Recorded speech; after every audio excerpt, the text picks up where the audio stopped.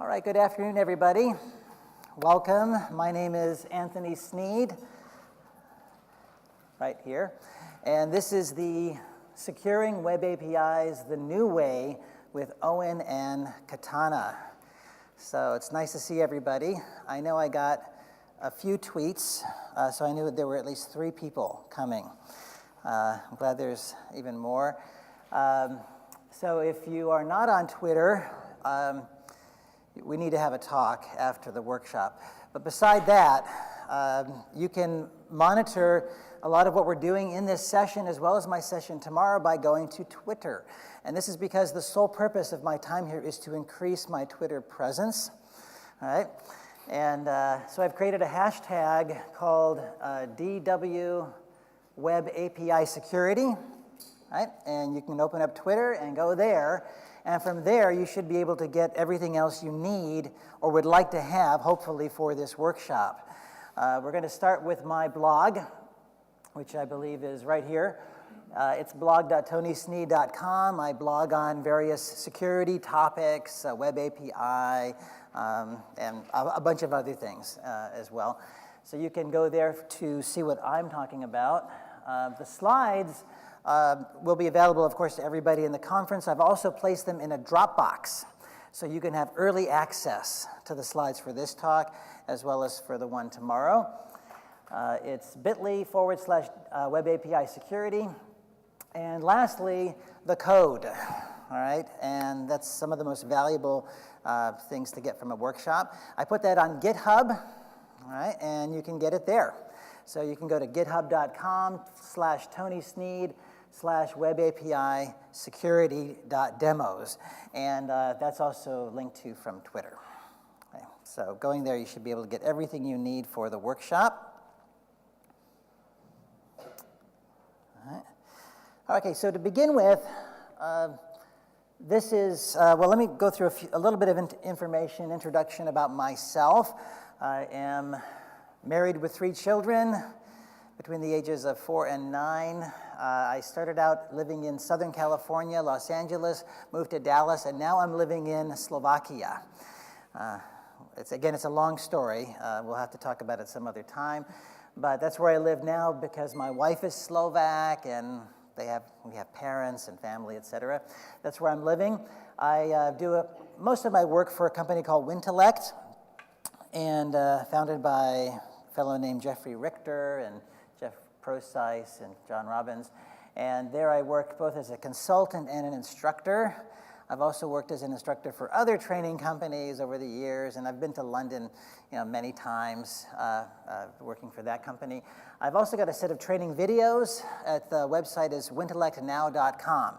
And I'm going to be putting up there a series of videos on Web API.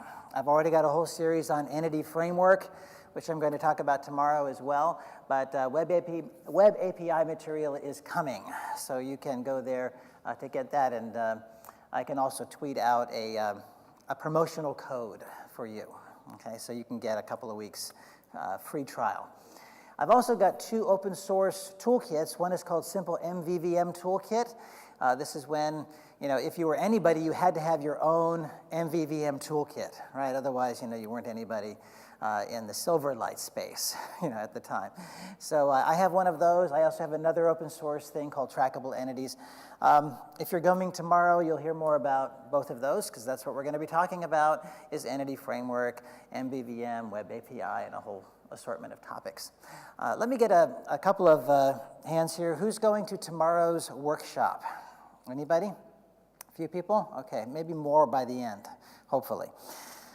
All right, this is how you can reach me. Email, old-fashioned, and all sorts of social media. And again, if you get the slides from the Dropbox, bit.ly/Web API Security, you can then get these slides and have this information.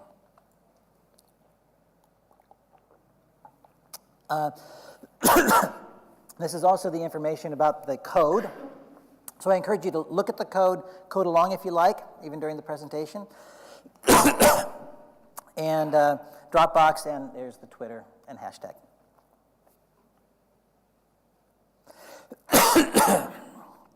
I may need to apologize if I cough.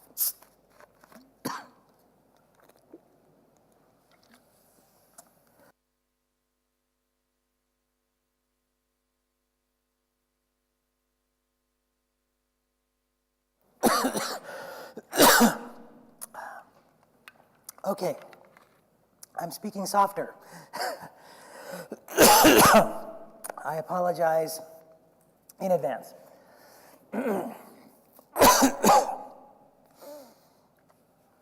Okay. The new way. Okay, I'd like to start out with an apology. The title of this talk, Web API Security, is completely wrong. So I have a little bit of bad news for you. Starting with the next version of ASP.NET, there will be no Web API Security. In fact, starting with this version, the bad news is, with OWIN and Katana, security is taken out of Web API. Okay? The good news is I'm going to be telling you all about that. Okay? So don't fear, we do have something to talk about. And not only that, but we're going to talk about how you can architect and build Web API services today that will be forward compatible with the next version of ASP.NET. Okay? So the news is ASP.NET is unifying MVC and Web API. So strictly speaking, Web API is kind of going away in a sense as a separate product, and it's being merged into ASP.NET. Right? So we have a lot to look forward to, and my goal here today is to help you make that transition, right? So you don't go out and build Web API services based on this old model, this old paradigm, right? And you're in with the new way of doing things. So we're going to talk about OWIN and Katana.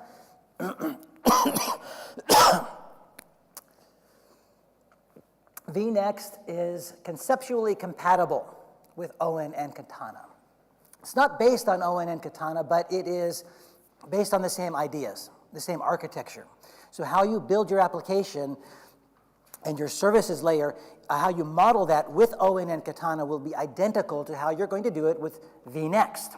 Okay? So you're going to be in a very good position to go forward. Right? The main theme here is host and framework independence. Okay?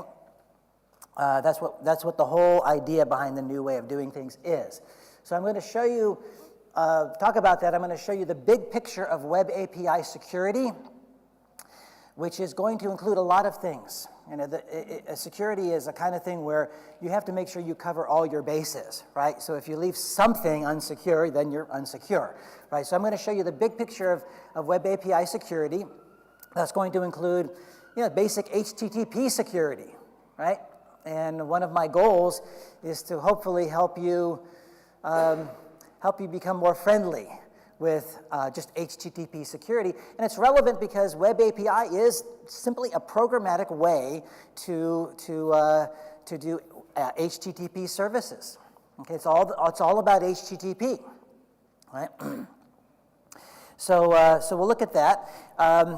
So we'll start with the transport security, the nuts and bolts. I'm going to show you some tools, some very practical demos of how to implement SSL, not only for IIS, but also for any kind of .NET application, an NT service, for example. And you're going to want to know how to do that because, like we said, we're host independent. And lastly, we're going to take a look at authentication middleware called Katana. And this is where you're able to apply a security model for authentication primarily, also for authorization, but we're going to focus on authentication, in which you are not only decoupled from the host, from the web server or the Windows server, whatever it may be, and the underlying framework, you're also decoupled from the web framework, right? So you could use Web API or you could use something else, right? You could use Nancy, you could use some other open source web server of some kind. You could even use various other kinds of things. So you're independent, but there is a Web API piece to that, which you're going to need to know about in order to call back into the middleware. Right? So we're going to talk about that whole mechanism and how it works. All right? So the old way, handcuffs. Right? I had a talk with the organizer of the conference and said, it's a problem because the advanced topics are coming, after the introductory topics, and he says, well, you have to be loosely coupled. Okay, thank you. And that's really what this is all about. The old way is tightly coupled. Security is tightly coupled, okay? And it's coupled to the host. It's coupled to also the underlying framework that you're building on top of. And Web API is symptomatic of this because you have two kind of hosting models for Web API. You've got web hosting, and you have what they call self-hosting, right? N-tier services, for example, or NT services or Windows services. And depending on how you host, you are then built either on WCF in terms of self-hosting or ASP.NET if you're hosting in a web application. And then how you do security is going to be entirely different, right? Depending on how you're hosting everything, right? If you're self-hosting, you're going to have to be WCF bound, right? And you're going to need to configure security in the WCF bindings, right? That kind of thing. And otherwise, you're going to be bound to ASP.NET. And so you're going to need to do this kind of thing, and it creates problems, especially when you have mixed applications. So one of the motivations for this new model is not only independence from the host, but also independence from downstream frameworks, right? It's very common to mix technologies in a single web application.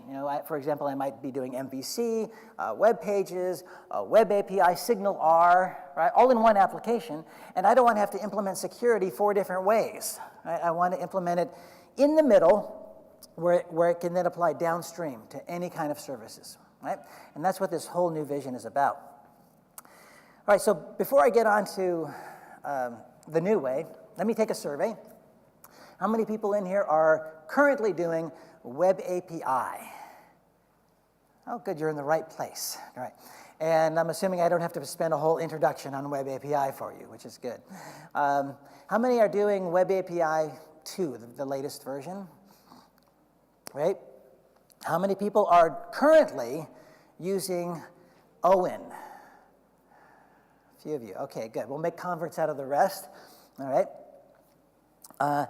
Anybody take a look at vNext, ASP.NET 5, MVC 6, I've had the privilege of actually contributing to it. It's on GitHub, so they let anybody, submit a pull request, and so they got about 2 weeks of free labor from me, right? So I'm familiar with vNext, right? So I'm going to try to give you what you need to make that transition. And that leads us to the new way, okay? In case you're wondering, this is a Fruit Ninja. And this is where the word katana comes from, right? The blade used by a samurai, right? Now, there's a reason for that. That's because the goal is to separate things out, right? So something came along called the OWIN specification. It's not a Microsoft spec. It's just an open source specification. And the idea behind it is to decouple web applications from the host, right? And to decouple yourself also from the downstream web framework. And anything you want to apply as a cross-cutting concern is going to go in the middle, right? So OWIN simply specified an interface, right, which is simply a pointer to the next component in the chain of middleware components, right? And passing along that chain is simply a dictionary of environmental variables, right? And so it's a very simple model, very simple specification. Microsoft's implementation of OWIN in this current day is called Katana, right? And the primary thing that you find in Katana is authentication middleware, security. And it turns out security is kind of the driver for this whole Katana idea, because it's the kind of thing you want to apply in the middle as a set of middleware components, because you don't want to be coupled to the underlying host, you don't want to be coupled to the downstream frameworks. Right? So this is the conceptual basis for vNext. vNext is not using OWIN itself, but it's exactly the same concepts, the same architecture. Right? So let me interrupt myself and say that if you have questions, feel free to interrupt. Okay, I'll take them as we go along, and raise your hand or whatever, and I'll be happy to entertain your questions. Okay, as we go. All right? Yes. Just like ADFS, where do they come in all this? I'm getting slightly confused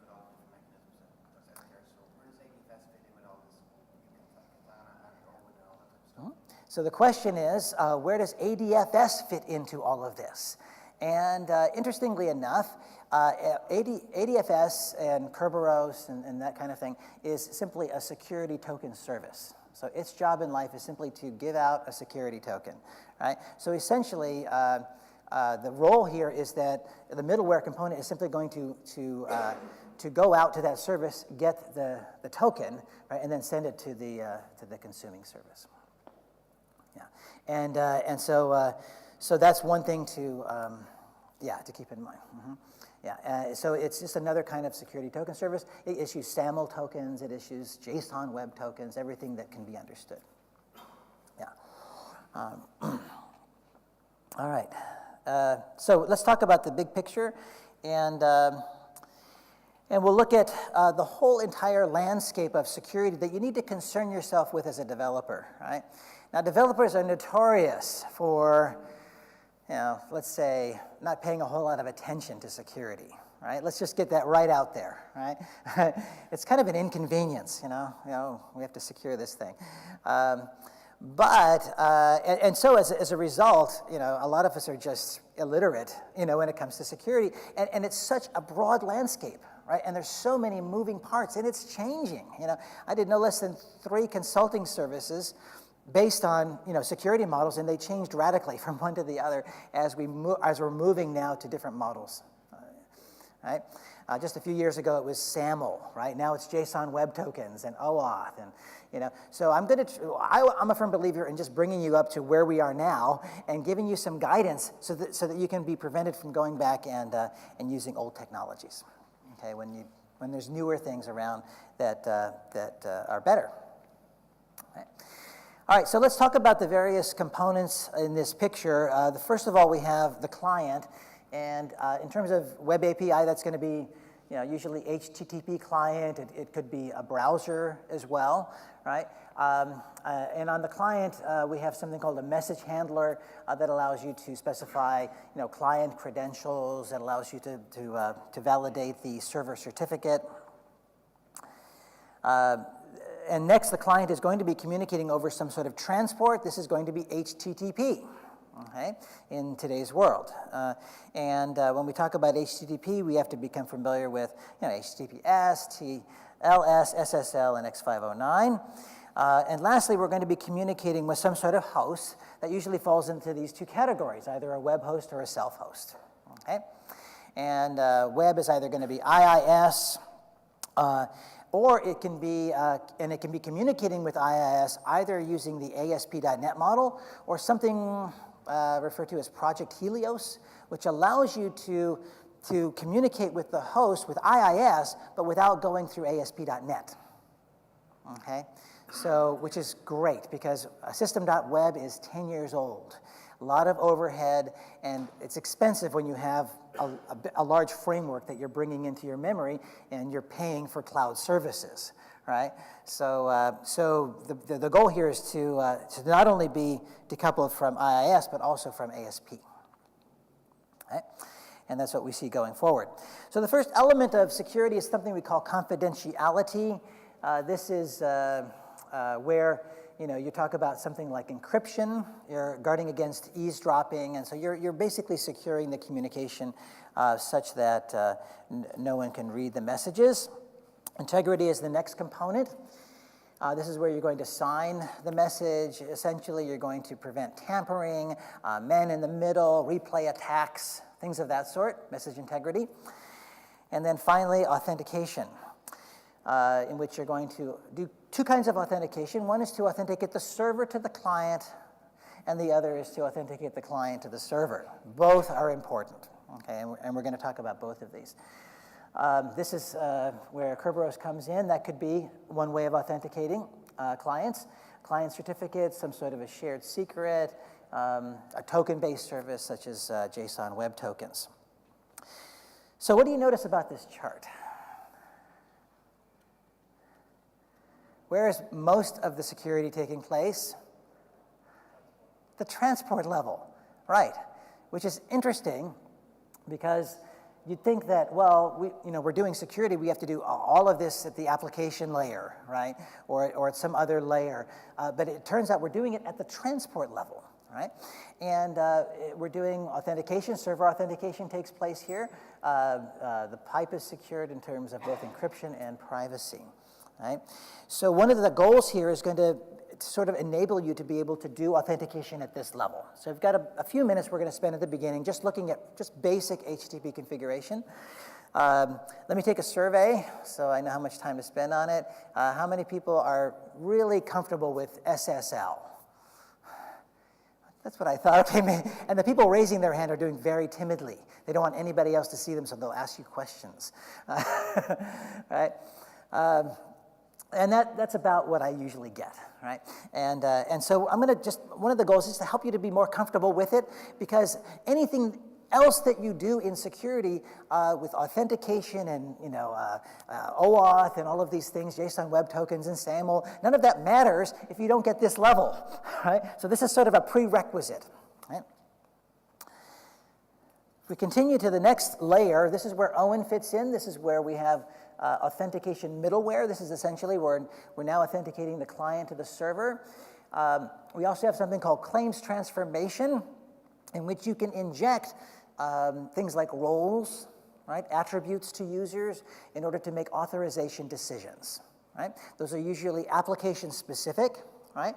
And so there's a hook where you can inject application-specific claims. So the user of your application has a privilege to spend a credit limit of £1 million, for example, right? But no more, right? And you can attach those kinds of things to the user and make these decisions. Then in the web API layer, you have two things, authentication filters and authorization filters. We're not going to talk about authorization in this talk, but I will point you to resources because we just don't have time. But I'll point you to resources where you can learn more. Okay? We're primarily going to focus on authentication, and you'll notice a little arrow between authentication filters and OWIN Katana middleware, right? Which implies that we're really not doing authentication here in Web API at all, right? So if you're doing that, stop, right? If you're writing message handlers and things to do authentication, don't do that. You want to move your authentication to the middle layer, right? You want to write authentication middleware, and you can do that pretty easily in Katana because you just have a set of base classes, you extend them, and I'll show you how to do that, okay? Okay, so, and then you make these kinds of decisions, okay? Right? And that's where authentication is going to take place, in the middle, right? So this is in the middle where you're going to be requesting tokens either from ADFS or some sort of certificate server, okay? Or doing some sort of authentication, right? And then authorization is domain-specific, so that'll take place right here, okay? In your framework. And that's where the authorization filters come in. And this makes sense because this is specific to your domain. Right? It's not a cross-cutting concern necessarily. All right, any questions so far on the big picture? All right. Okay, so let's talk about transport security, securing the pipeline. All right. It's not required to laugh, don't worry. All right. But out of courtesy, I would appreciate it. All right, let's talk about securing HTTP. So let me just throw out a question. Is HTTP secure? No. There's absolutely no concept of security in HTTP. They simply punted that. And essentially what you have to do is do security at the transport layer. Right? We call this TLS, Transport Layer Security, otherwise known as SSL. And I just use the terms interchangeably. So essentially, that's what this formula means. If you're doing HTTPS, you're doing security not at the protocol layer, HTTP, but at the transport layer, okay? That's because HTTP has no built-in security. TLS and SSL provide encryption, guarantees against tampering, replay detection, and some sort of authentication via X509 certificates, okay? So I'll hopefully familiarize you with some terms as we go along here. Right? So that's how we're going to secure the pipe. And we get all of this confidentiality, integrity, and authentication right here, thanks to our certificates. Okay? Let's talk about certificates. Who can tell me what does an X509 certificate give you? Right, and a private key and a public key, and how are they related? You just have to read the slide, but it makes me feel like you know something. Yeah, so yeah, if you encrypt with one, you can only decrypt with the other, right? Asymmetric encryption. Can anybody tell me, is asymmetric encryption used with SSL? Of course, yes. But is it used to encrypt the entire message? No, why not? Pardon? Performance, exactly, it's too slow. Yes, a question in the back. Did you have? No, we were just acknowledging. Yeah, exactly, performance, right? So it's simply used to encrypt an exchange of keys, and those symmetric keys are then used for symmetric encryption for the rest of the conversation, right? So you have this handshake. So it's strong, but expensive, okay? And you kind of have to keep that in mind. And so oftentimes you see this pattern. All right, so in terms of encryption, you're encrypting with the public key, right? So that the owner of the private key can decrypt, right? And that also provides something interesting, which we'll talk about in a minute, a mechanism, if you do this in reverse, for digitally signing the message. In other words, guaranteeing against, or trying to mitigate is a better word, in case someone wants to sue me or something. We're going to mitigate the risk of someone tampering with the message, right? And in that case, we sign the message with a private key, right? And not the message, but we sign a hash of the message, right? Meaning we encrypt the hash, right? And it can only be decrypted with the public key, right? So essentially, it's a simplification, but that's basically the concept at a high level, okay? Any questions? No?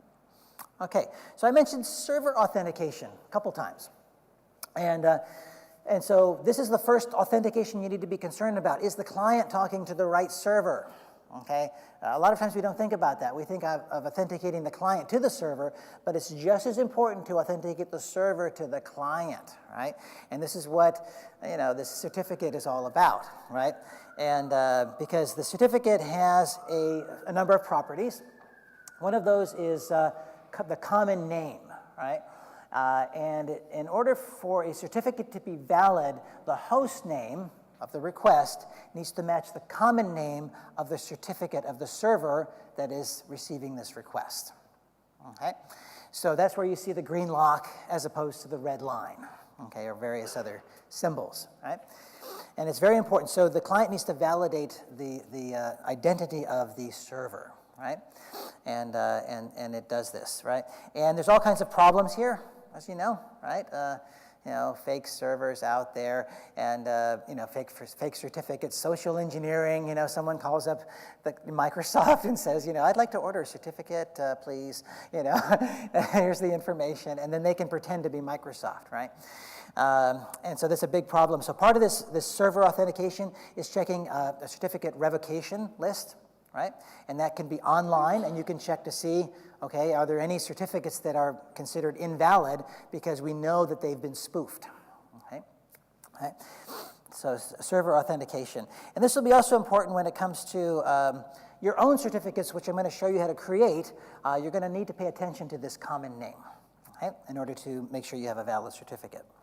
So when you set up the cert, you have to think about that, all right? So to trust a server certificate, I mentioned there is the need to not be on the certificate revocation list. But the other thing is that it's issued by a trusted root certificate authority. You guys familiar with this? Right? You've seen this, right? So, okay, so you've got a Windows certificate store, local computer, or current user, and the issuer of that certificate somewhere in the chain needs to have a trusted root. Right? And if it doesn't, then you're in trouble. And trusted root means simply the certificate of the CA is in the trusted root certification authorities. Right? Anybody issue your own certificates with Windows Server? Right? Yeah, okay, one person in the back. Certificate, it has a built-in certificate authority, and you don't have to pay for certificates if you're in a staging environment or something. You can just create your own, right? Yeah, it's pretty common. And then for developers, there's a test certificate as well, okay, which we'll talk about. So I can create one of these. I can create a certificate for development purposes just by going to IIS Manager, and there I can create a certificate called a self-signed certificate, okay? And that self-signed certificate can be used for development purposes, so it's both the certificate authority and the certificate itself, right?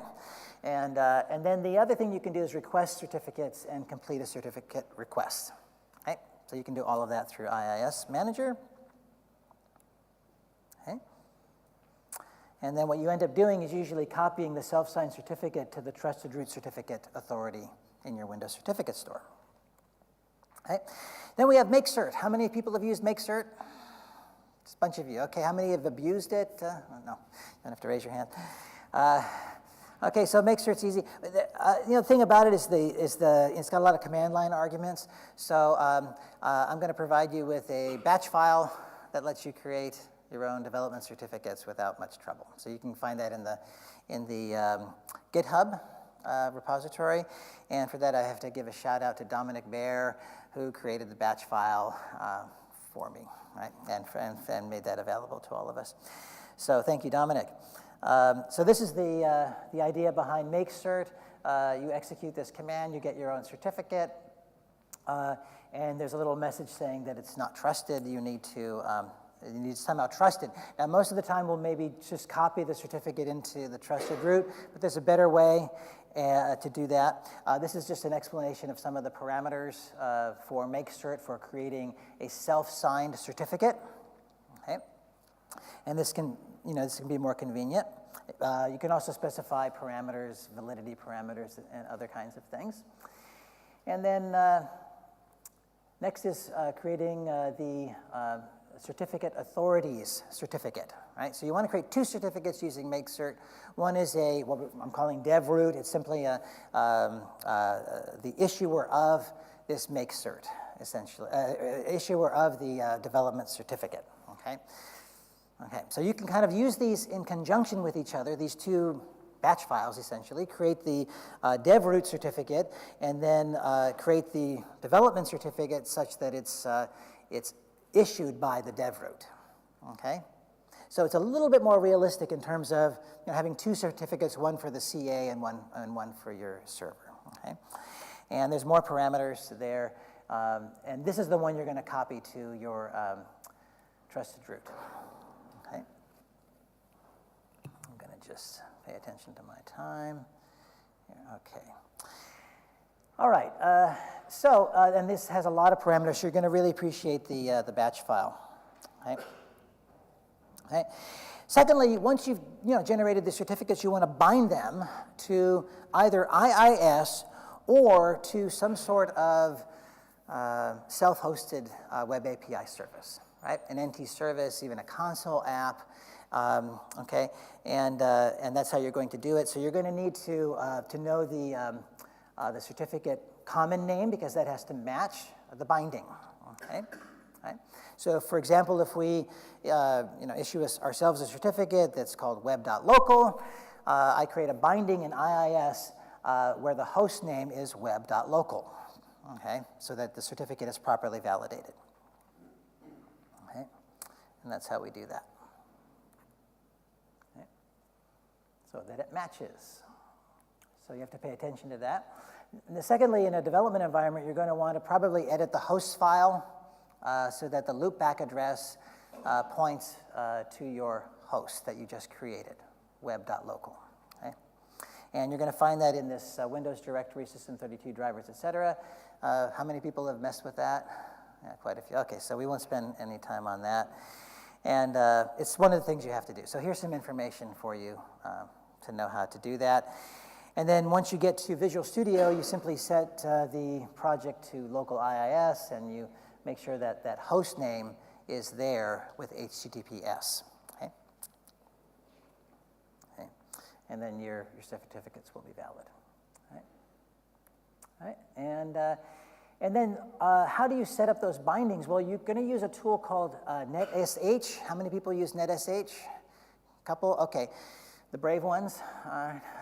You run it as administrator, and then you're going to do some URL reservations. In other words, the process that's running your application needs permission to register a URL with the kernel level HTTP driver. Okay, and so you need this tool to do that. And here's the command. Commands you're going to find it with netsh. There's an HTTP section, and you've got show, add, and delete. And here's an example of making a URL reservation. Right. So the second you get this access denied error when you try to run your service in a self-host, you can make the reservation using this command line. Okay. Or you can use a GUI. Okay, which I prefer. It's called HTTP config. You can download it from Steve's techspot.com, right? And that's a very convenient tool, right? And that's also on the GitHub site that I downloaded it for you, right? So you can get this tool, and you can use it both to make URL reservations under the permissions tab, as well as SSL bindings. Okay. So this is how you would use it to do a certificate binding. So if I have a self-hosted web service, I'm hosting in a Windows service or something like that, then I want to use this tool to make that reservation. And there's certain parameters, and I'll show you how to do that. Okay, all right. So you can use the GUI to do that, okay, or the command line. Okay, and then lastly, a little slide here on how I do this with OWIN, right? An interesting thing about OWIN, when I create a web API service with OWIN middleware, you're going to set it up differently, much differently than you would, the standard Visual Studio template, for a web application, right? It's much simpler, easier to do. But the interesting thing about it is that self-hosting does not rely on WCF, okay? Anybody use WCF here? Quite a few people, okay. Hate to tell you this, but WCF is like going the way of Windows Forms or something, It's not really the thing that Microsoft really cares about now. They care more about the web, which is why we're here. But the liability was in Web API, you were still using WCF if you were self-hosting. Right? Well, that goes away, and instead, if you're self-hosting now, you're simply using HTTP listener. Okay, so it's a very simple model, right? There's no plumbing underneath, okay? And so you simply specify, an HTTPS schema, right? And that's how you configure an OWIN host, self-host, right? To use SSL, okay? So that's this, right? All right? And now I have a demo, all right? Any questions before I go on? Okay, I'm going to show you how to do some of this certificate setting up. And let's put that down here. Okay, here's my tools folder. I'm going to get the magnifying glass. There we go. All right, so I can go in. There we go. So we're going to be doing these. Again, this is on the GitHub site, so go ahead and just, you can execute these commands. This is the HTTP config. And these two batch files use these other executables, make cert and the private key. Okay, so you're going to need that one too. And okay, so what we're going to do is go here. The other thing I'll point out is I have a set of demos up there. They're Visual Studio solutions. They contain a set of step-by-step instructions for replicating what I'm doing now. Okay, so you'll have a before solution and an after solution, and simply follow the steps. Okay, so you'll have something to go back to. Okay, so we're going to start out here real quick, and I've already added the NuGet packages, so we don't have to wait for that. And you simply add two of them. For an OWIN application, self-host and OWIN self-host, okay? Those are the two ones, and those I've already added. Let's go ahead and add a controller, all right? All I've got is a program main. It's a console app, all right?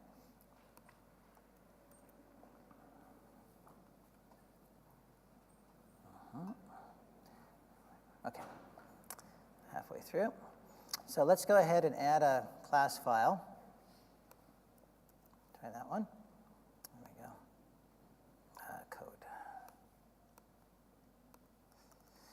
going to call this, what did I say? Customer controller, something like that. Here we go back here, back to the README. Yeah, oh, hello controller. Okay, so let's do hello controller, and we'll add a controller. So you can see you can host Web API in any host. It doesn't have to be hosted by IIS, which I think is really interesting because the last consulting job I did, they said the reason they're using WCF is because they don't want to host in IIS. Well, you don't have to with Web API. You can host, you can self-host, right? It can be a Windows service. So let's do this here. Okay, you're going to need to derive from API controller, which is right there. Let's get rid of that. Okay, this is how we create a Web API. And to speed this along, I'm simply going to copy and paste a very simple get action. Just returns a string, hello Web API self-host. Right? Next thing is this idea of a startup class. Right? So this is really fundamental, and this is something that is going to really go forward, okay, in the next version of ASP.NET, the startup class. This is equivalent to global ASAX. Right? The difference is that you don't have to be hosting on IIS for it. Right? You can use any host, as we said. So we just call it startup. It's by convention. Right? And what we're going to do is add a method to it called a configuration method. So I'm going to go back here and just copy and paste. And you'll see what I'm pasting in here is kind of interesting. This configuration method is where you set up the middleware, right, that you're asking OWIN to use. Right? So, and the order matters. Right, and as I mentioned, the idea behind OWIN and Katana is a series of middleware components, each with a link to the next component. Right, so the one at the end, this welcome page, is the endpoint essentially. Right, it's like a handler, right, in ASP.NET, and anything before is going to service whatever comes after. Okay, and so this is where we're going to end up putting our security. Right? Right? And all I'm doing here is simply configuring it for Web API. Notice the extension method off of App Builder, use Web API. Right? And this exact same syntax is what we see going forward into the next version. Right? There's also a welcome page, which just gives you a nice, something to look at. Right? Right? So, and then in program main, we're going to get it going with this piece of code here, using block webapp.start. And we should be able to launch it. All right, so there it is. And you'll see here, it's simply using localhost. And I'm just picking an arbitrary URL, right? 54321, doesn't matter what it is. I'm going to hit Control F5. It's going to launch the self-hosted web application. It's listening on that port that I specified, right? So once that's started, I should be able to go back here and open up a browser. I'm going to use IE. I feel sad for it, so I'm using it. There you go. And so here's the welcome page. Okay? Nice. Okay, and then what about our controller? So we routed API/hello. Right? Hang on. That's the problem with memory in a browser history. It wanted to use SSL. And so I'll go ahead and open this, and you'll see I've got a very nice JSON string. Okay, so the default is simply to return JSON like we'd expect. Okay? So this is all unsecure. How do we then secure it? Okay, that's the next thing. Okay, so one thing we can do here is we're going to go ahead and do some certificate things here, right? And then we're going to set this whole thing up to use transport security. So I've got a snap-in already set up for certificates, so I'll just open that up. This is the local machine. What we're going to end up doing here is simply going ahead and executing these command lines that we talked about, creating some certificates, putting them in the store. Okay, so I'm starting out without anything but local hosts there, and the trusted root certificates does not have dev root in it yet. So I'm going to go back here, and I'm going to do the create dev root command. So let's go back and do that. Okay. I'm going to go up here and say, I'm using a nice command line tool called Commander. I highly recommend it. You can check the blog if you want some information on that. I need an elevated prompt, so I'm going to create one.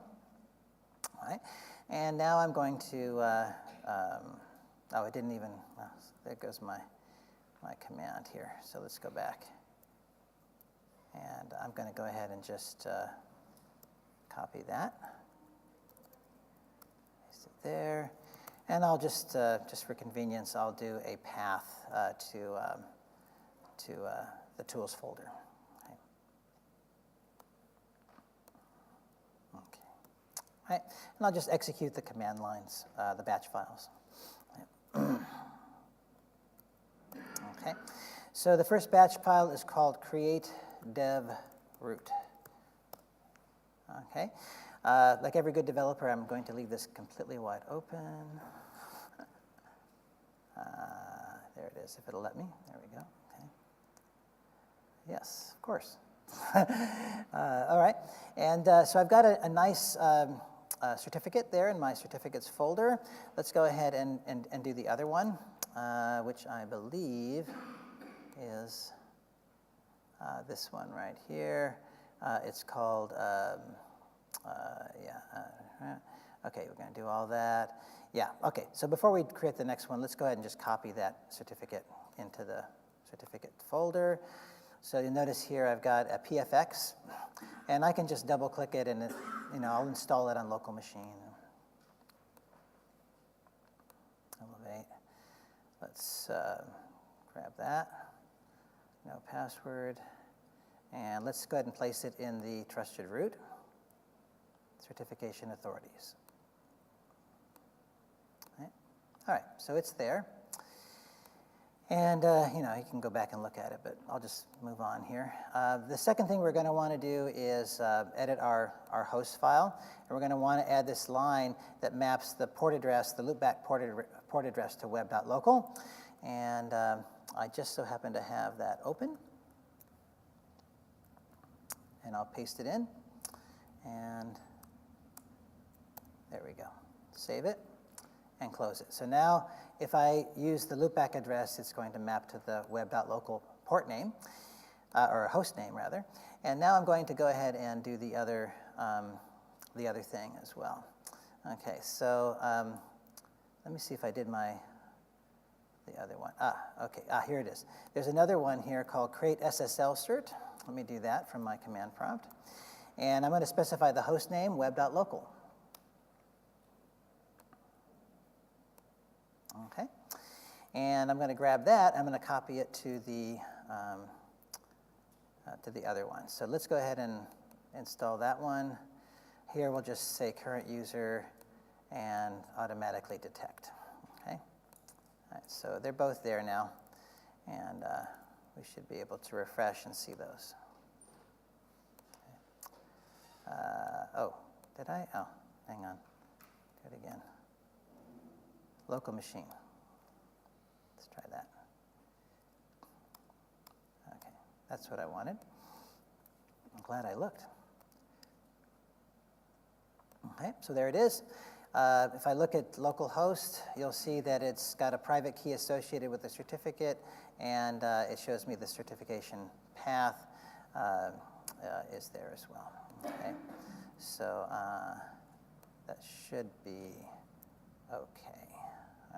That's localhost. I didn't want localhost. I wanted dev root. Oh, well, I'll just copy it there. But it's usually not recommended. So dev, let me refresh this one. All right, dev root is there. So I'm happy about that. But I didn't see localhost. I mean, I did see localhost, but I didn't see web.local. Oh, maybe because I didn't double click it. Okay, you guys are supposed to let me know when I'm making mistakes. That's participation. Okay, now it should be there. All right, there it is. Web.local, that's the one I'm looking for. Certification path, as you can see, is right there, dev root. Okay, so everything's set up now, hopefully, and we'll go on. And now the next part is to give ourselves permission. Now, it turns out that the local user is the account under which this console app is running, right? So I've got to give the local user, myself, permission to register a URL using this certificate. So we're going to do that with our HTTP config tool. This is going to be easy to do because it's GUI. Okay. And here it is. So I go to the permissions. I can see the existing permissions. I can go ahead and add a new permission. Now, the key here is going to be the URL, right? So I'm going to, like every good developer, copy and paste.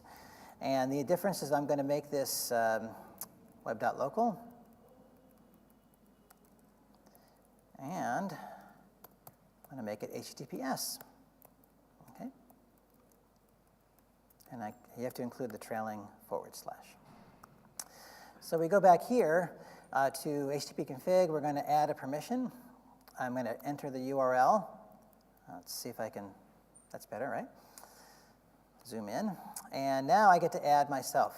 All right, so I'll simply type my name, check name, and you see I have register permission, right, for that URL. Oops, zoom out and click OK. There we go. Okay, so I've added the permission, and that'll keep me from getting this error, this access denied error. I also need to add an Ssl binding.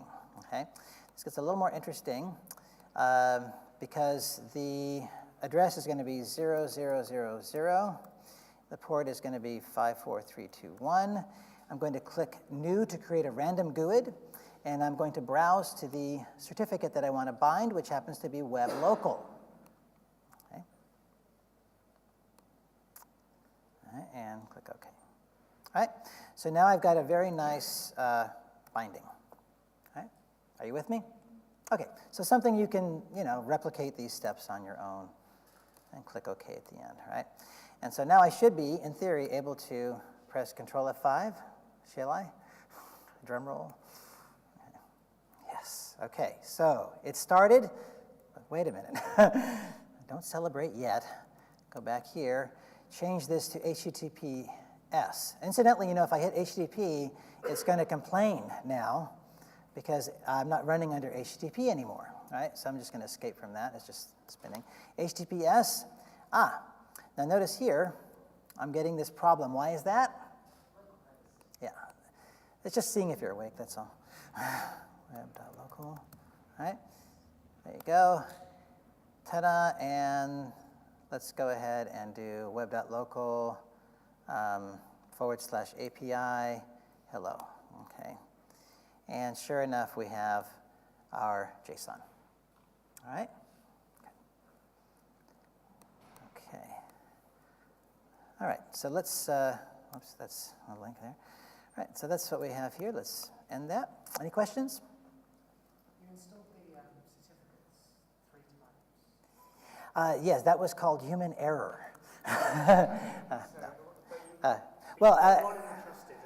Actually, 2 times is the correct number. Yes, the first was to install the dev root certificate authority certificate.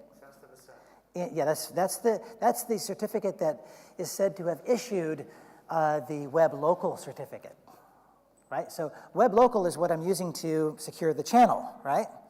That's the SSL certificate, right? But that guy has to be issued by a certificate authority that is trusted, right? It's the CA certificate that we're calling devroot, and that's what I put in the trusted root. Make sense, right? So the issuer of the SSL cert goes in devroot. Okay, so I had 2 certificates, and should have been twice. I copied localhost there by mistake, I think. So it was really twice. All right, any other questions? Okay, so let's see how we're doing here. 3. Okay, so we are over halfway through. Now it's for the exciting part. How about that? Okay, we've done with the boring kind of, transport security. Now we're going to talk about Katana. okay? And for that, we need Uma Thurman, okay? Right? And this is all about authentication with Katana. We're going to slice up the web app. And you'll see here, as I've demonstrated in the demo, right, the OWIN middleware, which is Web API, is just a piece of OWIN middleware, right? That's all it is. It happens to be a terminating middleware component, so it issues a response, but it goes in the middle. So Web API isn't even, really down here. It's just another middleware component. I can also put in there MVC, Signal R, any kind of other web framework, and the authentication is going to go right here in the middle, and the hosting framework can be independent, okay? Right, the only thing that's not really supported is WCF, okay? So that really shouldn't be there, right? And so how OWIN works is we have this chain of middleware components, right? Each one's got a link to the next component, and there's this environment dictionary. And this is what you're going to see in Microsoft's Katana project. This is the strongly typed wrapper for the OWIN specification, okay? So there's a base class called OWIN middleware. You inherit from that. You get a constructor which accepts the next middleware component.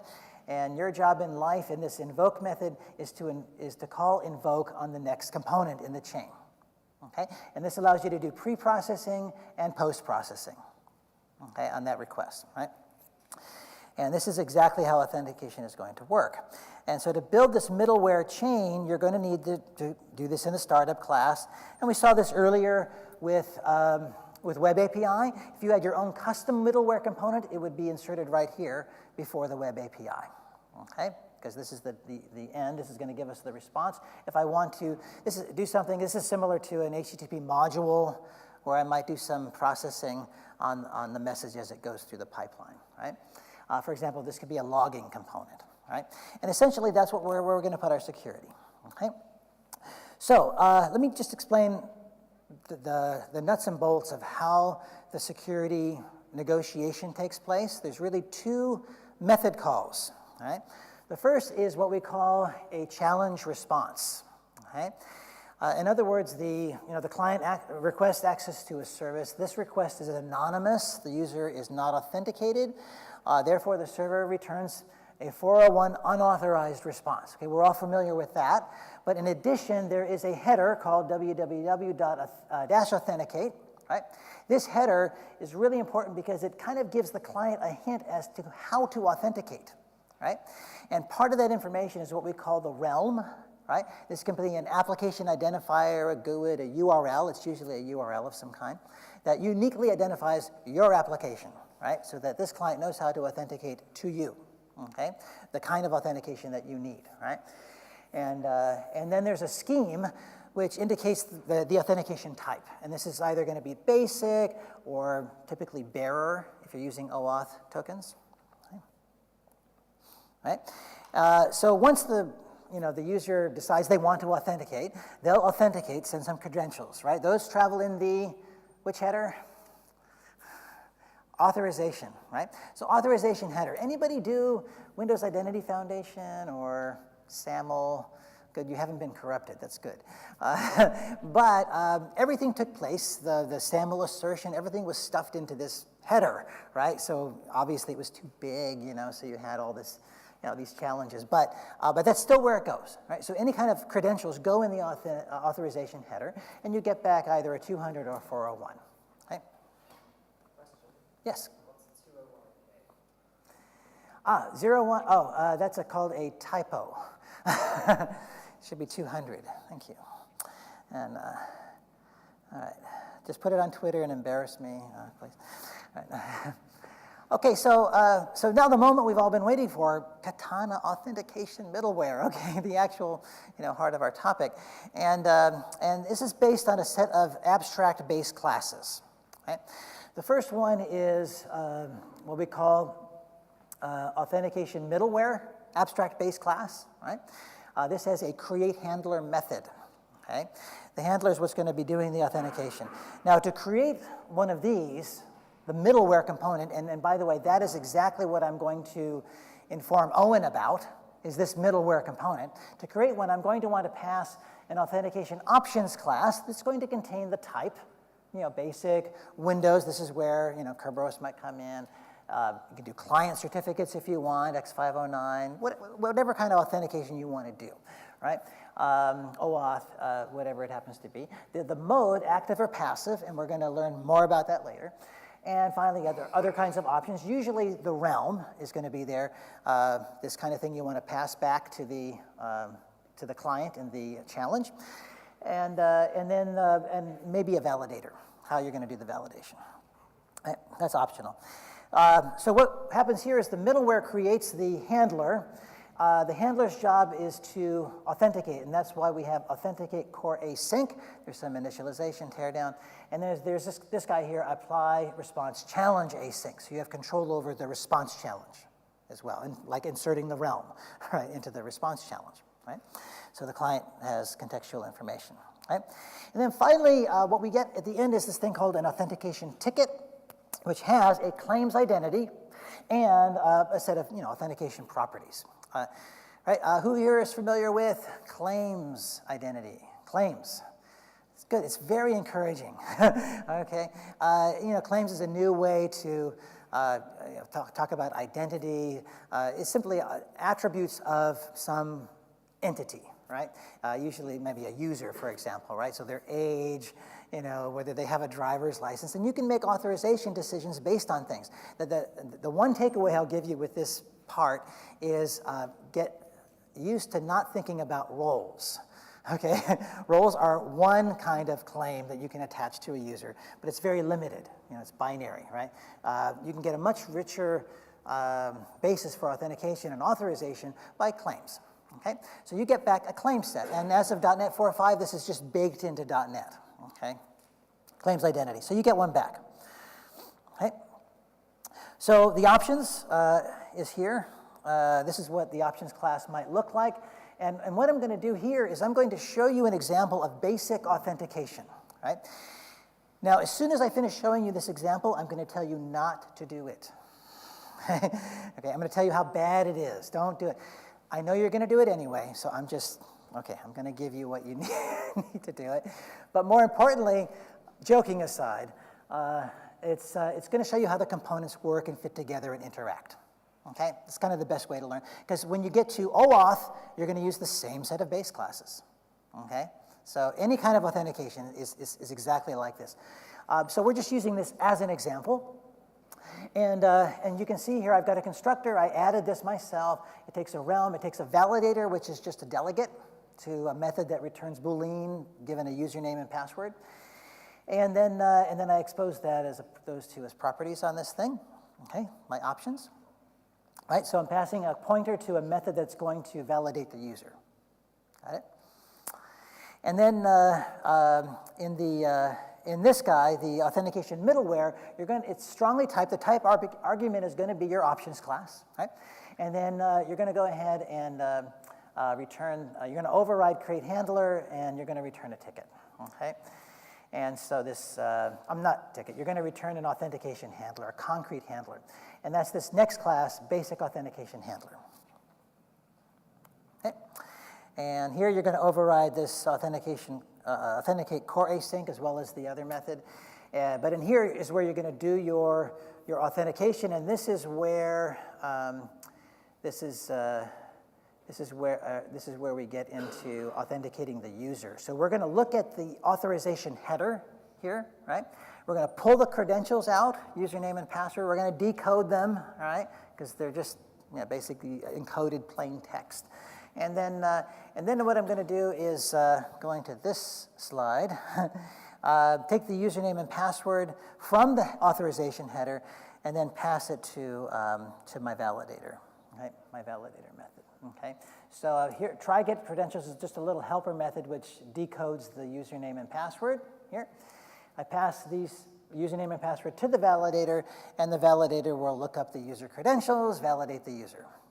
Okay, in a database or something like that, right? And then once the user's validated, notice this is asynchronous. I just new up a claims identity, pass in the claims and the authentication type, and return it. Okay. Makes sense? So it's good to know how this plumbing works, right? And I pass the claims identity to the ticket, and we're golden. Okay. All right. So this is a very simple version of the building blocks. Okay, any questions? Okay. Usually when you see these middleware components, it's common to create an extension method as a convenience for use in the configuration method of your setup class. Okay, and so this is that. Okay, so I usually have a method like use X, right? So we'll create one called use basic authentication. It'll accept the realm, it'll accept the validator, and then the options. Okay, and then I'll return it as well. So this is the extension method, and in my startup I simply say use basic authentication. Pass in the realm, pass in my validator. Okay. Okay.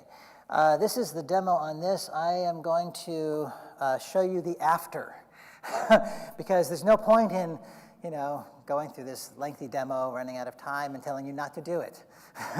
But the code is up there, and you can have a look at it. Okay, and basic authentication, and you can see that in action. Now, the reason I don't want you to do basic authentication is because the potential for exposing the credentials is high, okay? All right, it's just a bad idea, all right? First of all, you have to send the username and password on every request, which means the client needs to store it securely.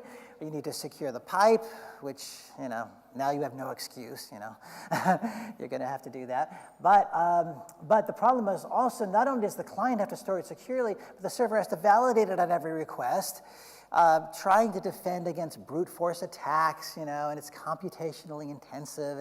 And, you have to do a lot to do this in a hardened way, right? And you're going to fall short doing that. So the danger sign is here flashing, okay? So don't do basic authentication. What we want is token-based authentication, okay? And this is where we externalize the whole authentication process from the application. So as an application developer, you should not be concerned with authentication, right? You don't have to reinvent that wheel over and over again, do it a slightly different way than every other application, right? You externalize it, and you have a token service, right? And its job in life is to validate the user credentials, issue a security token, right? So a lot of that, those components go into, instead of going into your application, like what we just saw with basic authentication, it goes into the token service, right? Right? And then the client can cache the token. It has an expiration. The token is encrypted, right? It's also MAC, so there's defense against, man-in-the-middle attacks and replay and all of that. So it's secure. It's fairly secure. And, right? And so this is what that looks like. Okay, so the credentials are sent to the token service, sent back to the user. The client can cache it, send it into the relying party. So this is another term you'll learn. Relying party is what accepts the security token, validates it with a trust relationship with the token service. Okay, so it knows that this token came from a trusted issuer, and there you go. And this is exactly how Active Directory works in Kerberos. It's the same model, right? And that's what you want to do there. And so I'm going to show you how to do that. So there's built-in support for this for Oauth, right? Oauth is kind of the cool kid on the block. We have version 2. And there's a class called Oauth Authorization Server Provider. You simply validate the user credentials and issue the security token. And so here, it's an abstract class, so you override this method here. You can call it your validator. Remember the validator? You've got one here. This is within the token service. Okay? So you create a separate web API service just to issue tokens. All right, that's the takeaway here. And then you can validate those credentials. You can issue the claims identity. The key here is they don't have to be, every time the user wants to invoke the service, your business service, it doesn't have to re-authenticate, right? And because the token's encrypted, et cetera, it's hardened. And in addition, you can also use SSL security, which you're going to want to do. Okay? So this is this is basically how you do this. Now, I'm going to tell you likewise, again, to try not to do this yourself in a real application. Again, I'm showing you a model of how it works so that you can then go to some third-party real authorization server and use that, right? And the one I'm going to plug is, anybody use any out there? And I'll plug one or two. Anybody use any security token services? ADFS, of course, but let's say you've got external partners or a public-facing service. There's one called Ping Federated, right? That's a commercial one. And my favorite is, which I'll promote, is ThinkTexture Identity Server. Okay? It's open source, it's free, and it's got a great following. It's on the Microsoft Foundation server. So don't create your own except for understanding how it works. Okay, so you should create your own, look at the demo code, and then and even use it as a proof of concept. It's fine. Okay, but when it comes to real applications, there's lots of things that you have to do to set up that trust relationship and things, and there's no need to reinvent that wheel. Okay? Okay? But you've got the basic architecture. We're putting this component in the middle. We're calling to the token service, and we're allowing it to validate the user, right?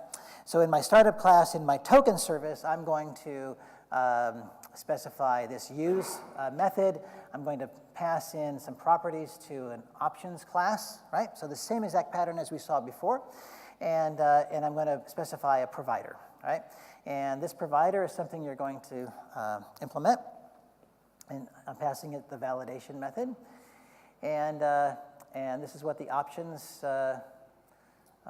class looks like, or the startup class, rather, for the relying party. So once you've set up the server, and you see it's just a trivial amount of code, right? Then you set up the client to be able to accept OAuth bearer tokens, and a bearer token is basically the default token in OAuth. And then and you use it as a middleware component. Okay? So every request coming into my Hello World service here is going to be authenticated using a token provided by my token service. Make sense? Questions? Yeah. Okay. Let's show you what that looks like. Before I do, I want to just wrap this part up, which is where does Web API fit into this picture, right? As I mentioned, this is almost a misnomer of a talk because security, Web API, security is really taking place in the middleware components. I may host it in a Web API kind of service, but it's really taking place in the middle. Web API really doesn't have anything to do with it. But there is a hook in Web API to be able to apply authentication to specific requests. Okay? And we call that an authentication filter. Right? Now, what you don't want to do is message handlers for security. Don't do that. You can use that message handlers for other cross-cutting concerns in your Web API service. Okay, that's fine. But don't use it for security. You want to use an authentication filter because this is going to play nice with the Katana middleware, and it's also going to allow you to inject application-specific claims. Right? So once you've essentially authenticated the user, right? You then have access to that user on the user property of your API controller. You've got all the claims, and you can say, oh, let me add claims to that for this application. This user I know is a manager or whatever, and then you can make authorization decisions based on that. Okay, makes sense. And so that's how you're going to do that, and you're going to do authorization through another set of filters. Okay. So in the Web API pipeline, it looks like this. Message handlers are no longer used. We're going to do authentication filters, both to inject application-specific claims as well as to indicate that certain actions or controllers need to be authenticated. And then when you get to authorization, you'll implement a separate set of filters. Okay. And in order to use these authentication filters, you're going to want to use passive authentication mode. Okay, so there's two modes to authentication in Katana. One is active mode, where you're authenticating on every request, right? And it cuts across all all downstream services. I guess that's the best way to put it. So if you've got say a mixed application, maybe your MVC application is doing cookie-based authentication, right? For SignalR, you're using maybe something else, and for Web API, you're using OAuth, right? But by placing these things in the middle, you can implement different security mechanisms for different downstream services. Or web applications, I should say. So it could be maybe a Nancy application, MVC, or Web API, okay? And for that, we're going to run in passive mode, and this is what you need to do when you're using filters, okay? And then you can also do it globally. There's an attribute, or you can do this globally by suppressing default host authentication, right? So maybe you're in a MVC application that uses cookies. Well, you don't want to use cookies for Web API. You're just locating your Web API in the MVC application, right? In that case, you want to suppress that. It's going to insert a message handler, which does the suppression. And then you're going to want to add filters here. So this is how you do it globally. We're going to add a host authentication filter. This is the concrete default authentication filter. You can just use it. Okay? You don't have to create your own. And you pass in an authentication type.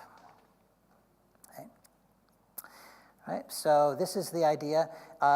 So one thing is to use it for authentication, to say this particular method needs to be authenticated using, OAuth to bearer authentication, right? This other method needs to use cookie-based authentication. This other method needs to use maybe some external provider like Twitter, right? Right? And so you get that kind of granularity both at the controller and the action level by using a filter attribute. Okay? So this guy here, host authentication filter, is an attribute.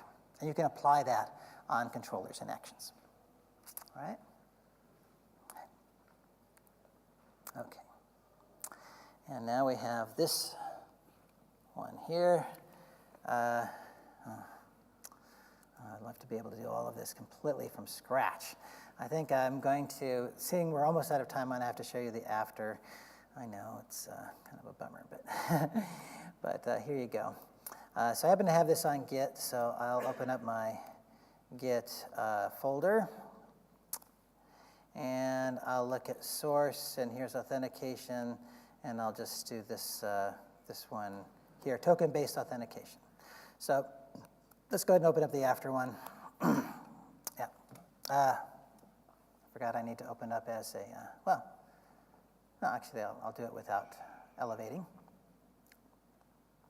I'll just use IIS Express to begin with. All right. And here you can see I've got a client, I've got a relying party, and I've got my token service. Okay? And the load failed. Oh, yes, I know why. Because hang on. I wonder if I can edit this thing. Yeah. Hang on. I just have to create the URL. It's just complaining. IIS. Actually, you know what? Hang on, I'm going to elevate it. Yeah, because the after I left off using IIS. Right? And as you know, I've got to elevate Visual Studio to use it with IIS. So let's do that. Okay. Then it'll create the virtual directory.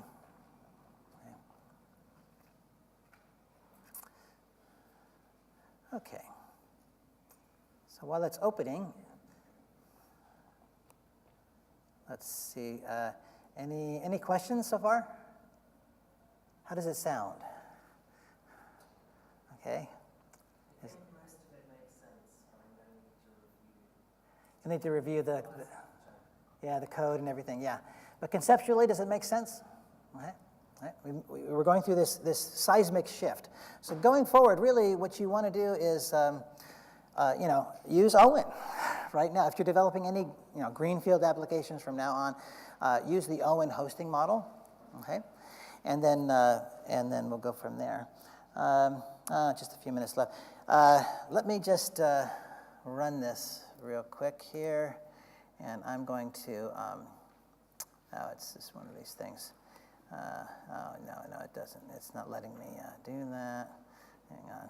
Well, I probably won't be able to fix this in time, but let me just entertain some questions. How about that? And then maybe, Yeah, maybe in the time we have left, if you want to stick around and watch me actually show the demo, I will.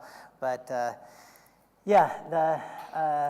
just have to fix the project file so that it uses IIS Express, because I haven't set up the, oh, I know what's the problem is. Okay, I could fix it. I just have to do SSL configuration in IIS, and then it'll open. Okay, so no big deal. So questions? We have 5 minutes.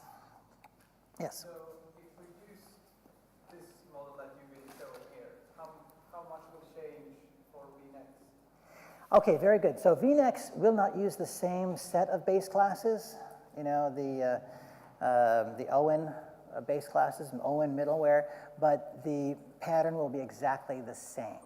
Okay, so you will get you'll get middleware classes. They just won't be dependent on OWIN itself because they want to move beyond where OWIN went. Okay, add more features basically. Yeah, but conceptually it's the same. Yeah. Will there be an OWIN implementation of? Yes, the authentication pipeline and things like that. You're saying, yeah, absolutely. Yeah, in fact, and one thing I'll recommend, I'll give a plug to my friend Dominic. If you want to get more information on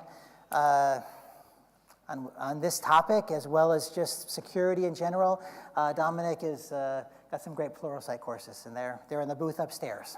Right, so you can check him out on Pluralsight and get more information. Right? Any other questions here? Let me just bring up my conclusion. Right? All right, so the takeaway here is don't ignore transport security. That was a big one, right? Become familiar with those tools, know how to set it up, because you're not alleviated from doing that. It's even more important that you care about transport security. The OWIN middleware is all about decoupling from the host, from the web frameworks, doing everything in the middle. Katana is Microsoft's first pass at doing this, right? And the next will come in VNext. Okay? And so it's a constantly evolving landscape, right? So at least hopefully you know SAML and Windows Identity Foundation doesn't really apply anymore. You need to move toward this new model of doing security, okay? And based on this work that they've done in Katana. Right? Any other questions so far? Okay, I think that does it. I will be around here for questions. Am I ending on the right time? Am I? Okay. Sometimes I end like early or late, and but yeah. So come up to me afterward. I'll be happy to help you. And the code for this, as you remember, is all up on GitHub. I'm going to put that slide up for you. And again, ask me questions through Twitter as well if you have any follow-up questions. Okay.